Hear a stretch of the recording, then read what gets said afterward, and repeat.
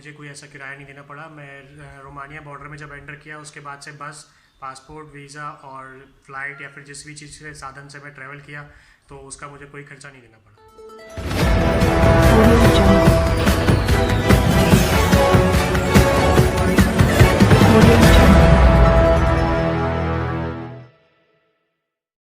Ukraine से MBBS का छात्र भारत सरकार की मदद से आज भारत पहुंचा। नमस्कार, आप देख रहे हैं सच का प्रतीक यूट्यूब चैनल खबर बुलंद भारत। बरेली से खबर बुलंद भारत के लिए सूरजपाल सिंह की रिपोर्ट। बरेली के थाना इज्जतनगर क्षेत्र के डेला पीर के रहने वाले केसरी प्रसाद का बेटा कृष्णकांत यूक्रेन में एमबीबीएस की पढ़ाई कर रहा था। अचानक यूक्रेन में बमबारी होने के कारण यूक्रेन में फंस गया था। भारत सरकार ने यूक्रेन से भारत के छात्रों को निकालने की मुहिम चलाई, जिसमें कृष्णकांत भी आज अपने घर भारत लौट आया है।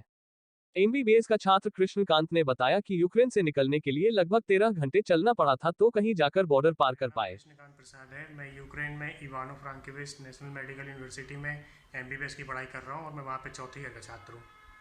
जी, वहाँ पर युद्ध में परेशानी ये हुई है कि सबसे पहले हम लोगों को वहाँ पर दिक्कत आ रही है सामान वगैरह लेने में, और कई लड़के हैं जहाँ पर बमबारी और मिलिट्री की जो कार्रवाई हो रही है उसकी वजह से हम लोगों को जान और माल का खतरा भी है वहाँ पर। तो और उससे सबसे पहली चीज़ जो हमारी पढ़ाई है वही बाधित हुई है। तो हम लोगों को वहाँ से जी, भारत के विदेश मंत्रालय की तरफ से हमको आदेश आया था कि हम लोग जो है यूक्रेन में जहाँ पे भी रहते हैं वहाँ से जो दी हुई 4 देश थे वहाँ के बॉर्डर पर जाना था, और वो हम लोग अपने साधन से करना था। उसके बाद फिर उन देशों में इंडियन एम्बेसी के जो लोग हैं वो हमको उस देश की राजधानी तक लेके गए हैं, और वहाँ से फिर हम लोग फ्लाइट फ्रांकोविच में भी 26 तारीख को सुबह को एयरपोर्ट के पास में एक बम ब्लास्ट देखा गया था। और आज भी खबर मिल रही है कि इवानो फ्रांकोविच में जो एयरपोर्ट है वहाँ पर भी बम ब्लास्ट हुआ है। तो वहाँ के मेयर ने आज बताया है कि वहाँ का जो एयरपोर्ट है वो भी संचालित होने लायक। जी, हम लोग यूक्रेन से भारत आने के लिए हम लोग रोमानिया बॉर्डर की ओर निकले थे, और रोमानिया बॉर्डर हम लोग जब पहुँचे तो हमने देखा वहाँ पर काफ़ी लंबी कतार लगी हुई थी, जिसमें यूक्रेनियन लोग और बाकी जो देश के लोग थे वो भी यूक्रेन छोड़ने के लिए वहाँ पर लाइन लगाए हुए थे।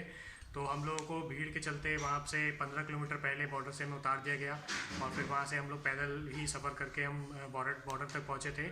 बॉर्डर पहुँचने के बाद वहाँ पर हम देखते हैं कि बहुत ही ज़्यादा भीड़ है जो कि अनियंत्रित थी, किसी तरीके का नियंत्रण भीड़ पर नहीं था। तो हम लोगों ने बहुत ही मशक्क़त करने के बाद मैं अपना पर्सनल बताऊँ तो 13 घंटे से 13.5 घंटे लगे मुझे बॉर्डर क्रॉस करने में। और उसके बाद फिर जैसे ही हम अंदर जाते हैं तो देखा है कि कई जो लड़के हैं उनका लगेज छूट गया है, कई लोगों का पासपोर्ट खो गया है, वहाँ पर खाने पीने की व्यवस्था नहीं है, मौसम वहाँ पे बहुत ठंडा, बर्फ़ हो रखी थी।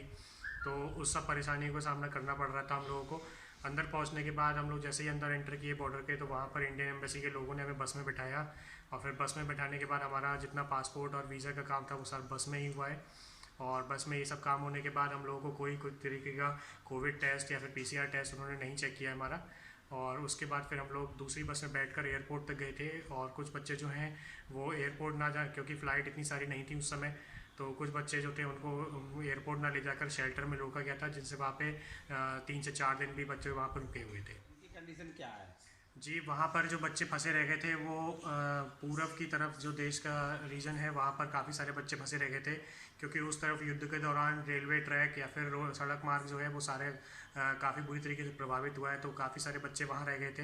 हालांकि अभी न्यूज़ आ रहा है कि सब बच्चे सुरक्षित वापस आ चुके हैं, और इसके लिए भारत सरकार का काफ़ी ज़्यादा धन्यवाद मैं करना चाहूँगा, क्योंकि उन्होंने अपनी तरफ से अथक और बहुत ही ज़्यादा प्रयास किया है हम लोगों को वापस लाने के लिए। जब एयर स्पेस वहाँ पे बंद हुआ था उससे पहले जो फ़्लाइट थी जो नॉर्मल चल रही थी वो सब टिकट उसके काफ़ी ज़्यादा महंगे हो गए थे।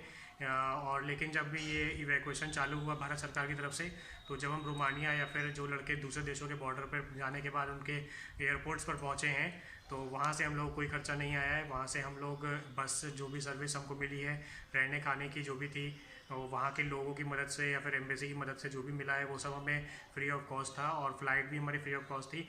मैं अपना पर्सनल बताऊँ तो वहाँ से फ़्लाइट में बैठकर जब मैं दिल्ली में इंटरनेशनल एयरपोर्ट पर उतरा था, तो वहाँ से उत्तर प्रदेश भवन के गाड़ियाँ जो थी वो हमें उत्तर प्रदेश भवन लेके गई थी, और वहाँ से फिर हमको खाना पीना और रेस्ट वगैरह कर करा के फिर हमें वहाँ से बरेली तक रवाना किया गया। और फिर बरेली में भी मैं उत्तर प्रदेश भवन के द्वारा प्रोवाइड करेगी जो गाड़ी थी उसी से मेरे को घर के सामने